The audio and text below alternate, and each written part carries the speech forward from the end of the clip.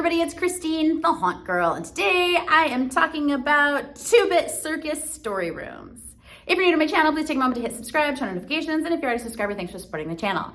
All right, so if you didn't join us for the SoCal Escape Room Enthusiast Meetup.com meetup group, meetup thing, you missed out. Come on.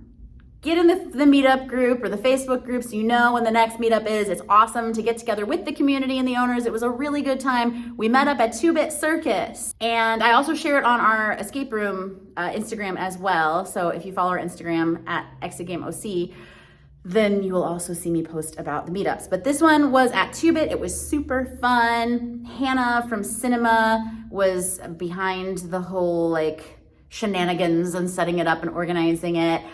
Deb helped do a lot of the check-in and everything. Edwin was filming and I did some trivia. It was a good time. We hung out, played games, and we did the story rooms. So I took some footage inside the story rooms to show you a little bit of what they are like. They are basically escape rooms, but they don't call them escape rooms because you're not really trying to escape.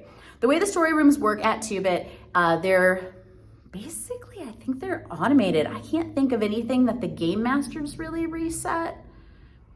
They get you to do the reset, which is pretty fascinating. At one point, I was literally like, are they making me reset the room? Because they were. It's actually really clever. So there are 3 games that we played. There's a space game, there's a candy game, like a candy factory, and then there is the puppet surgery, which was my favorite. For those of you who know me outside of the Haunt Girl, you probably know I do ventriloquism. So I have a special soft spot for puppets, and there were puppets in 2 of the games, and I was really excited about it. The space one, you've seen me talk about before. If you want to see that, I will try to find it and link it below, where I kind of do the whole playthrough of that as I did it years ago before the pandemic. And that one is the same game that's been there for a while. But the 2 new ones that I hadn't played before was the candy game and the puppet surgery game. So the candy game, you go in, there's these little cog candy discs. They look kind of like hockey pucks. And you have to charge them, you have to turn the machines, charge them, and then you have to create the different candy coordination, I don't know what it's called, like the right order to put them in the machine, and then just puts them back out. And you get points and you make candy, and it's fun. It's very much set up for groups to do a lot of things around the room individually. So everybody's working simultaneously on doing these activities, but you're also working together in a sense. But it didn't really seem like it mattered if we actually did it or didn't do it. Also, at one point I was doing one of the machines and it didn't really care if I finished the task. It just, after a certain amount of time, was like, they're charged. And I was like, but I didn't even finish doing all the task yet. So that was a little bit of a bummer, but if you're playing with kids or something, it's definitely a good sort of energy, high energy game that you can just kind of play, almost like a real life video game, Candy Crush type thing.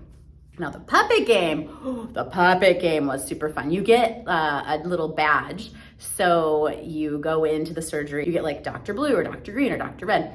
And it's really clever. There's all these little iPad type contraptions around the room. And you'll put in your ID number to scan your ID code in that you're checking into that location or that iPad or whatever it is, little monitor thing.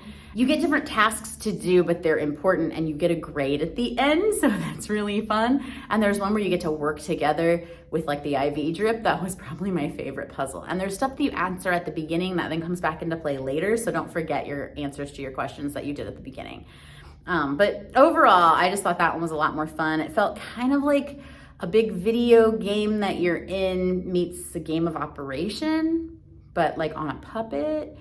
And it was just really fun, and the jokes were really funny, and there were some Easter eggs in there if you did stuff of something would happen, and I don't know, it's just little fun stuff that I really thought was entertaining. So if I were going to 2-bit just to play the story rooms or just to play a story room, I would suggest the puppet surgery one as my number 1, and then probably the space game, and then the candy game.